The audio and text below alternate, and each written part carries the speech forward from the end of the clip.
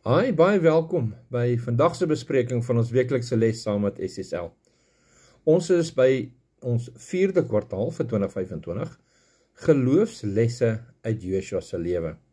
En ons is hierdie week by les 1, die geheim tot sukses. Vandag se les vir 1 Oktober is wees sterk. En ons kyk vandag na Joshua 1 vers 7 tot 9. In die 83 vertaling lees dit soos volg.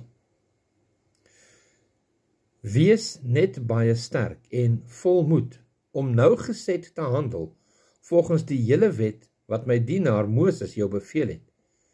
Jy mag daarvan nie afwyk, na regs of na links nie, sodat jy voorspoedig kan wees oral waar jy gaan. Hierdie wetboek mag nie uit jou mond wyk nie, maar bepeins dit dag en nag, dat jy kan handel volgens alles wat daarin geskrywe staan. Want dan sal jy jou weë voorspoedig maak, en dan sal jy met goeie gevolg werk. Het ek nie jou beveel nie? Wees sterk en vol moed, skrik nie en wees nie verskrik nie, want die Here jou God is met jou oral waar jy heen gaan. Nou, die vraag wat hier so aan hierdie lesie uitkom is, hoekom word hierdie wees sterk 2 keer herhaal vir Joshua?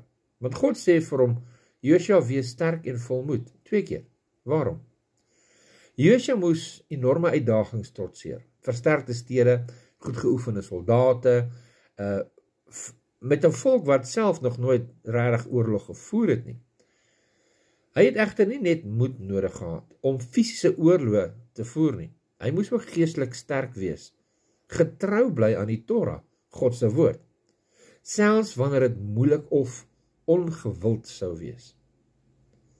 Net so, ons geestelike stryd, net soos Joshua, staan ons ook voor oorweldigende uitdagings.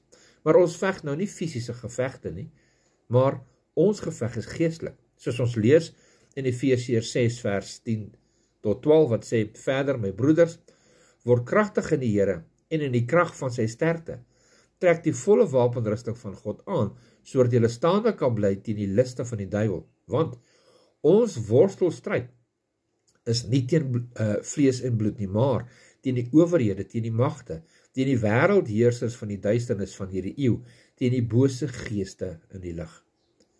God voorsien ons ook met sy volle wapenrusting, soos ons lees ook in Efesiërs 6 vers 13 tot 18. Geloof, geregtigheid, die evangelie van vrede, die swaard van die gees en gebed.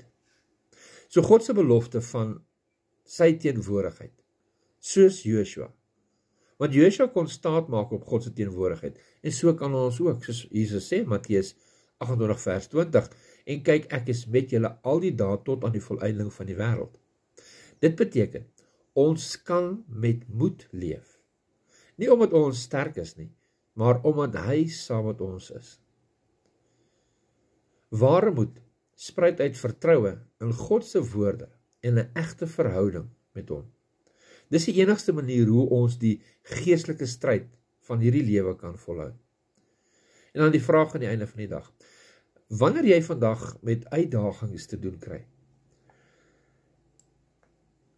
of jy jou eie gesondige neigings moet beveg, of dit druk is van die wêreld, of wat se uitdaging daar ook al is, geestelike uitdaging, hoe kan jy prakties sterk en volmoed wees?